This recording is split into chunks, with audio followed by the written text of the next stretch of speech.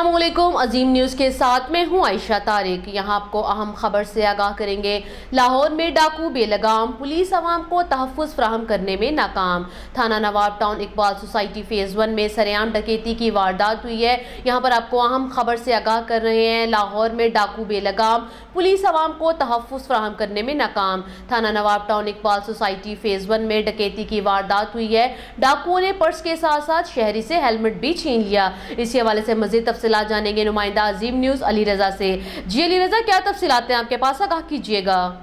जी आयशा, बिल्कुल। लाहौर में डाकू बेलगाम, पुलिस अवाम को तहफ़्फ़ुज़ फराहम करने में मुकम्मल नाकाम। डाकुओं ने अजीब मिसाल कायम कर दी, मोटरसाइकिल सवार से हेलमेट भी छीन लिया। थाना नवाब टाउन इकबाल सोसाइटी फ़ेज़ 1 में सरेआम डकैती CCTV फुटेज अजीम न्यूज़ ने हासिल कर ली। फुटेज में देखा जा सकता है, दो मोटरसाइकिल सवार अवाम को लूट रहे हैं। एक डाकू मोटरसाइकिल सवार को रोकता है और दूसरा जेब खाली करता है। पर्स छीनने के साथ हेलमेट भी छीन लिया। डाकू दूसरी मोटरसाइकिल को सवार को भी रोक रहे थे।